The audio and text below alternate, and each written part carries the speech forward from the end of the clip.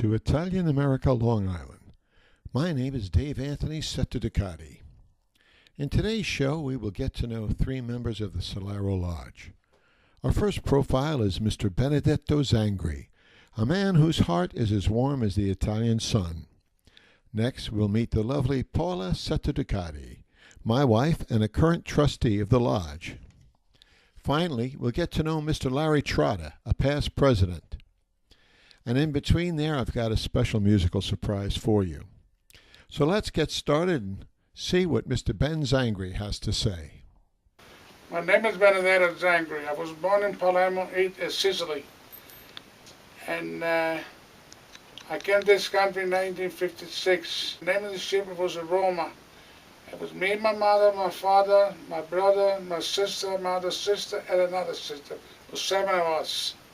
My father had a farm in Italy, and we would take care of the farm. I was a young fellow, about 12 years old, and because the thing was a little rough over there, my father took me off to school, and we went to work to the farm. Me and my brother, I was 12, and my brother was 11. On the farm we had wine, we had a grape, we had vineyards, we had all kinds of the fruit and all kinds of grapes and fruit and vegetable. That was our living we used to make. Then we had chicken and rabbits, a goat for the milk. We used to milk the goat, and we used to have it for coffee. But we never, and that was it. My mother, she was our wife. She used to take care of us to be grown up and to take care of my father in the farm. She used to help my father in the farm. And my grandmother used to do the same thing. And my other grandmother, grandfather used to do the same thing. Everybody worked together. And we grew up a little bit there. My father every year used to buy a piece of property. Every year a piece of property. And we did it very well, we were okay there. Because if you have a farm, you're okay. My father and my mother, we had a hand in the United States. And they called us to come to this country because this country was much better way to live here than to live in Italy. And that's why we came to this country, and we love this country. My grandfather was in early 1900, and then he had a kid, and they went back to Sicily, and then my aunt, when she was about 15 years old, she came back to this country, and that's the one that she called for us to come to this country. But she went to get us a job and make sure she had a job for us, a place to live, and everything, and everything was said from the government from Italy and the United States. They said, fine, he could go to America. We left the farm to my uncle, and we came over there by boat, April 19, 1956, and we were amazed to see what we saw. Big buildings and things were different, much better where I come from. When I came to this country, I missed a few friends of mine, but when I got over here, right away, I found friends and gave me more friends and more friends. I went to school at night, and I started learning the language. And I had too much difficulty to learn because I was a very good student in Italy. And I learned very well. I was talking English. For about a year and a half, 2 years I was there, I bought myself a car, me and my brother. So we did it good. We had a good job. First I worked in a factory, then I worked in construction, and the construction making money, and that's the way it is. God bless America. When we came here, we lived in Manhattan, Lower Manhattan, 3rd Street, between 1st and 2nd Avenue. My father got a job in construction work and did it well. I went to work myself in a factory, but then my father said to me, you're making no money in the factory. He said, why don't you come with me and start working in construction with me? So I did go with my father, working in construction. I did it very well. Look, no matter 3 years we were here, we bought a house. And I was a big help to my father because I used to manufacture, I used to make more money than him in construction. He didn't like that.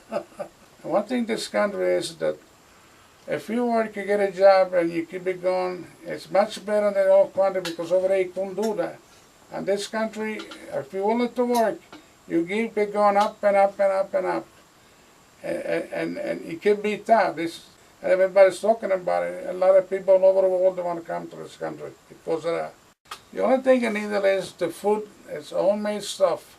Like my grandmother, my mother, they used to do things from scratch, and they were delicious, and you keep on eating and eating and eating.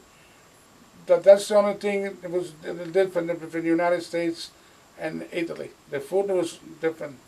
I joined the Sons of Italy because to meet people, Italian people or whatever people are there, and I love to talk to people and do things with people like a plane and see go to movies, or have some a party and go there, and I love to have people around with me all the time.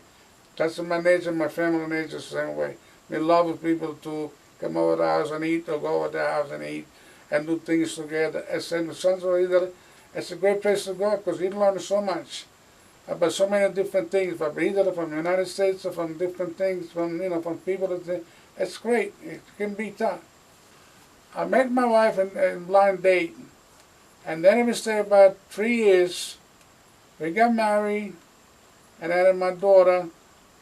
I said the baby, she was born in the house, and I was surprised when I heard the noise, wee, wee, wee. I said, what is going on? I told my wife, "Did you buy a dog?" He said, "No, come over there, help me." So I ran upstairs. I got my mother-in-law. She came down, and she delivered the baby. Then after I had my son 2 years later, and there was another big party, we gave a party to the kids. And then my other daughter, my Lucy, she was born 4 years later.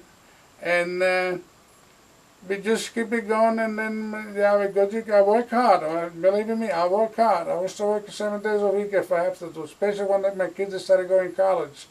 And they need a car, and they need this, and they need that. And I really work hard. But I love every bit that I did, and I never regret what I did, because I got my daughter, she's a teacher, my son is a lawyer, and he's doing very, very well. And my other daughter, she's got a counsel for the school in Smithtown, in Long Island. And they do well. They all have a house, they all have a family. And I love my grandchildren.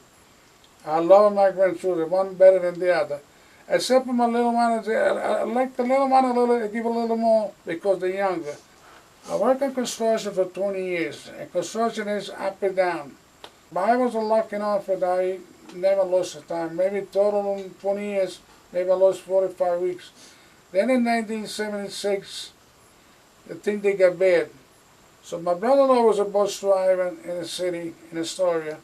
And I was always housed and said, well, why don't you get an application and I become a bus driver to get a steady job, never to worry about it. So that's what I did. I became a bus driver. I loved the job. That's what I put a lot of time to keep up with my kids. And I worked there for 25 years, and God bless the people there that love me. I love them. I have no problem in there ever. And I still, we have a club for retirees, and I go there once a month to see those people there.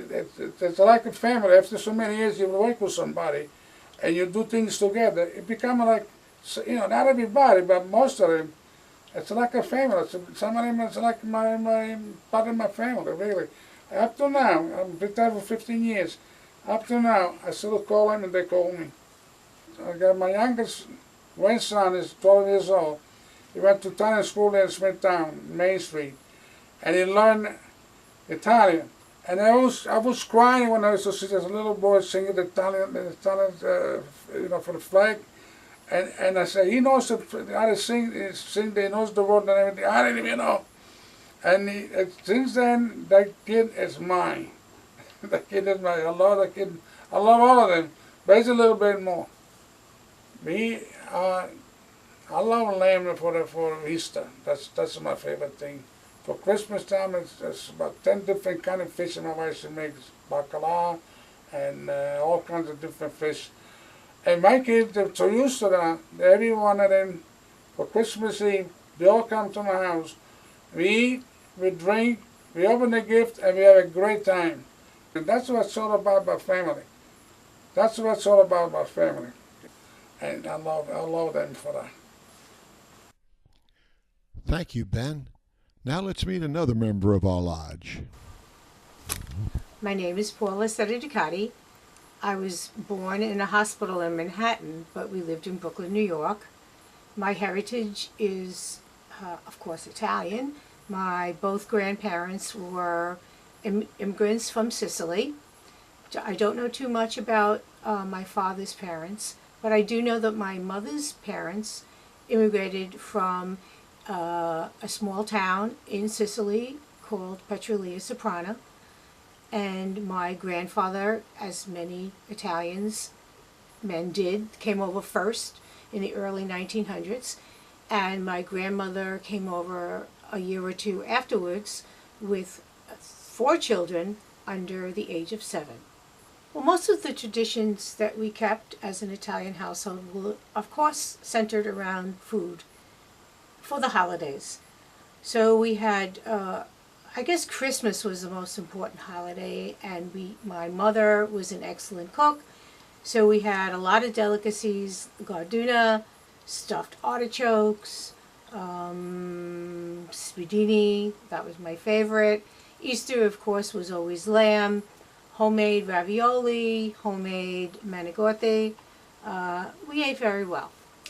We also had a tradition of going to midnight mass on Christmas, and we would gather at my mother's house before mass, and of course there was a 3-hour rule that you couldn't eat 3 hours before communion, so we would eat lightly. We would go to midnight mass, and then we would come back and we would feast.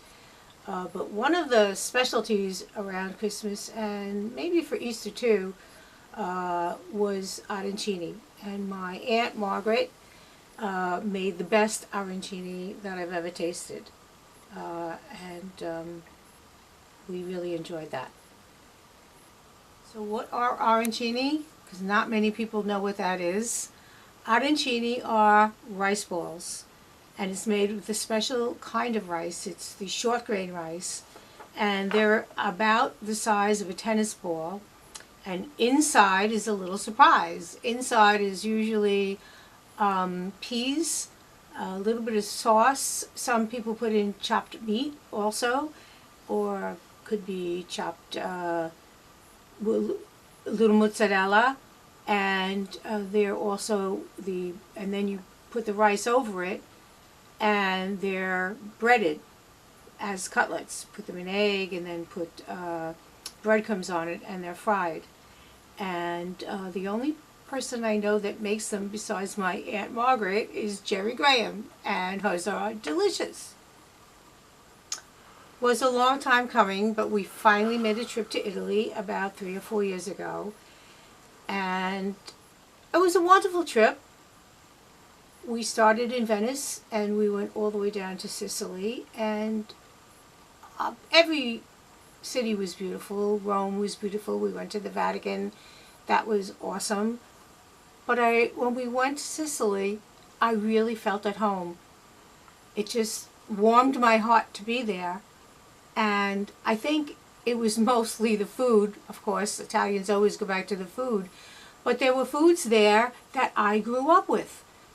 Caponadina, the arancini, garduna, that when I would speak to other people and I would say, oh, did your grandmother make this? Did your family have this? Arancini. They would say, no, I never heard of that. But when I was in Sicily, it was there. And so I felt, okay, I'm home. Well, Dave and I joined the Sons of Italy after we retired, and we realized that a lot of our social part of our lives was working. When you go to work, you have a very social part of that. And so we joined to meet new people. And we did. And I'm very glad that we did join, because we have met such wonderful people, and we've made some really great friendships. Well, it is part of my nature to be a joiner, and I enjoy the activities in the Sons of Italy, and so I do participate a lot. I've been a trustee for 2 years. I participate in the dinners that we have. I like to serve. I do clean up. I don't like to clean up, but I help clean up or set up. 2 other activities that I participate in that are really a lot of fun are, one is the musical show that we put on. We've put on 3. This year it was a 60s show. That was a lot of fun. I dressed as a pink lady. We had a lot of fun with that. And the other activity that is also a lot of fun is every year we do caroling at the Sienna Village right here in Smithtown, and we get at least 20 participants, and some of us serve hot cocoa and cookies to the residents, and then at least 15-20 people get up on stage and we sing Christmas carols, hand out booklets, and all the residents participate. My husband Dave brings his guitar, wears his Santa hat, and Santa Claus and his helper also show up and hand out candy canes, and the residents love it. We have a great time. Each December we also have a Christmas party. The past couple of years it's been at the pub in Smithtown, and Dave and I and our friend Bob have a band called Senior Class, and we always perform, and we do Christmas carols for about a half hour, and then we do our repertoire of 60 songs, and everybody seems to like it, and we have a lot of fun doing it.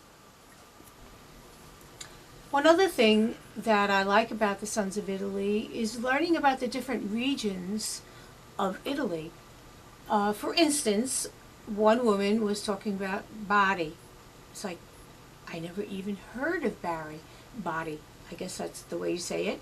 And so she showed me where it was on a map. So that was so interesting to me. And of course there are other regions that I never heard of. As I said, that my family was from Sicily, so it's interesting to find out what other traditions that people have from other cities of Italy. I'm very glad that we joined the Sons of Italy. As I said, we were looking to meet new friends, and we certainly did. From the first meeting, everybody welcomed us, came over to us, said they were glad that we joined, they were interested in talking to us, and every meeting after that, somebody came over and talked to us. Very warm people, and we have, as I said, made great friends.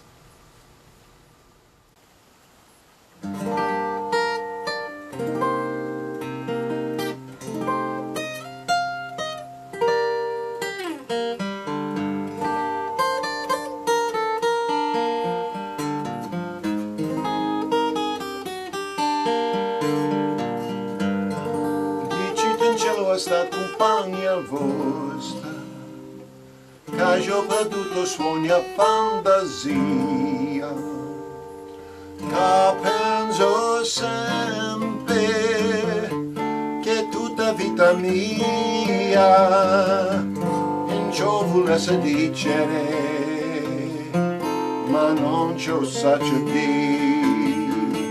Voglio bene, voglio bene sai, decido in cielo furia, che non mi scordo mai, è una passione più forte una catena, che mi tormenta l'anima e non mi fa compagnia. Una lacrima lucente è caduta, dicitemi un poco a che pensate, questo occhio dolce voi solo mi guardate, lavamoci sta maschera, diciamo verità. Te voglio bene sai, sei tu questa catena che non ci spezzo mai, suono gentile, sospiro mio cornale, te cerco come l'aria, te voglio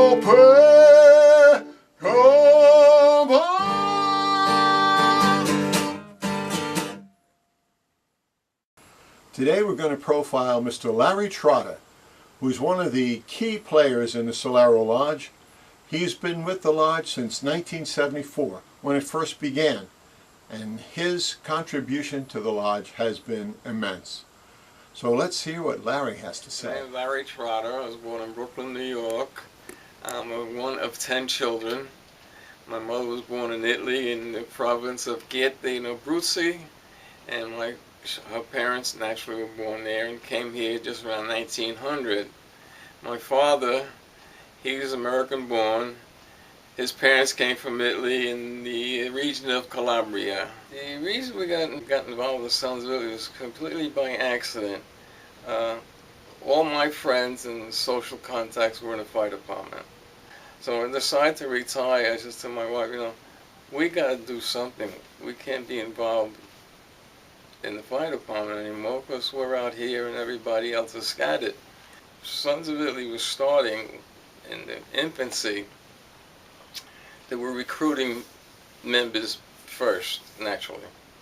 So it happens that John LaBarca, I'm sure you heard of John LaBarca, the Italian house party, he was doing a promotion for a liquor store right around the corner from the house in Hart Park.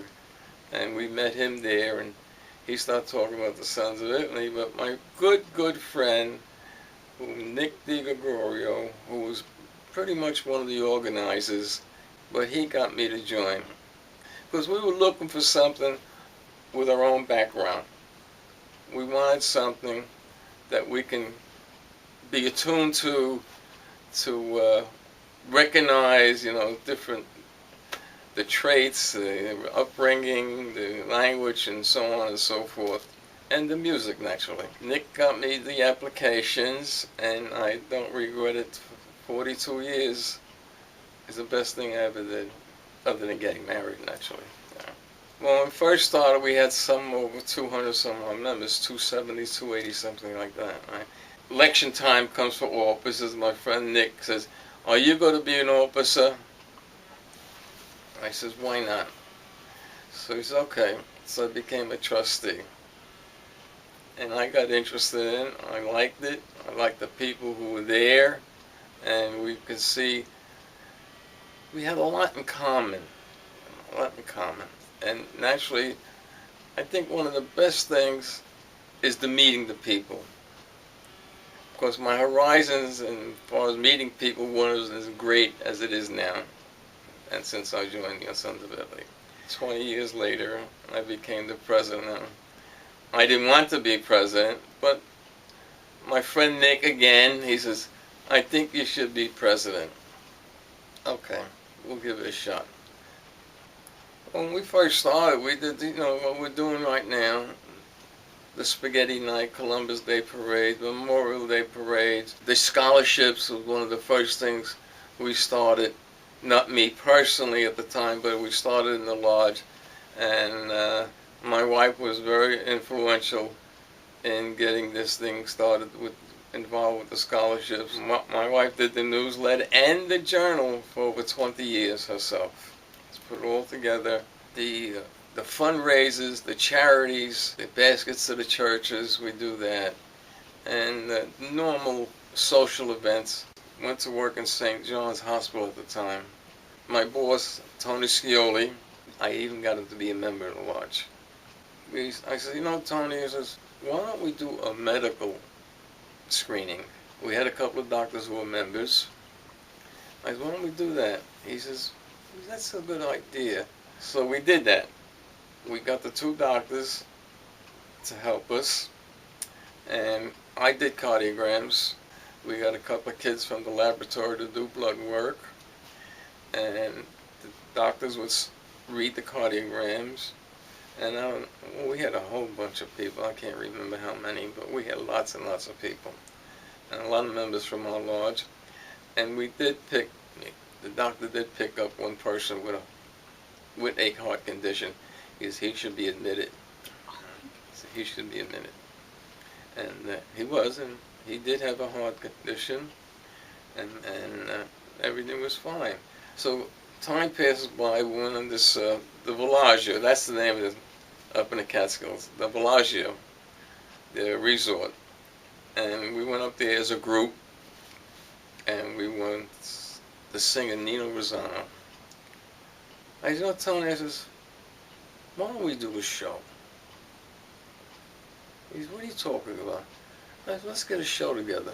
We did it one night. I did it, but it was done. Maybe we can do it again.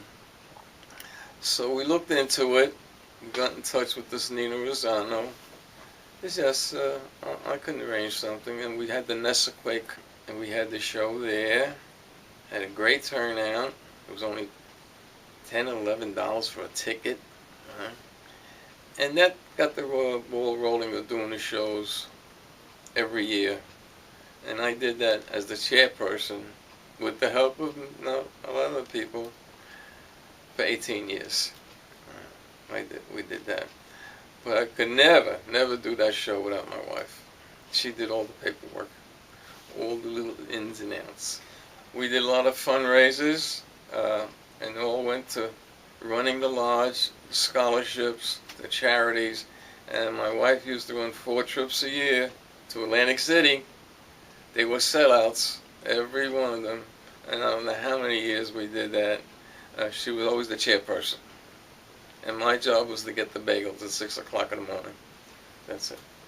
It's the people you meet, and when you're a state trustee, you travel around the state, and the people you meet throughout the state is fantastic. That's one thing I have to say. It's a blessing, you know.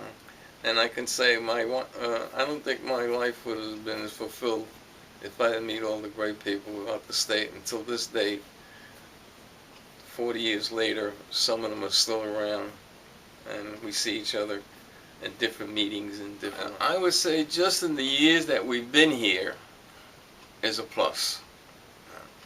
Whatever you put into it, you'll get out of it, you know. Best that you come in with somebody that you know, and even if you don't know them, but if you come in as a group, you get to know people, and sometimes you click. You know, I found that many times. You just click with certain people, which is only human nature, and we do things, you know, it's a social activities, but we do something in the community, and you have to be proud of your heritage. I think that's the #1 thing, being proud of who you are, regardless of your ethnic background. You have to be proud. And by coming into an organization like that, you still feel like you're part of your heritage.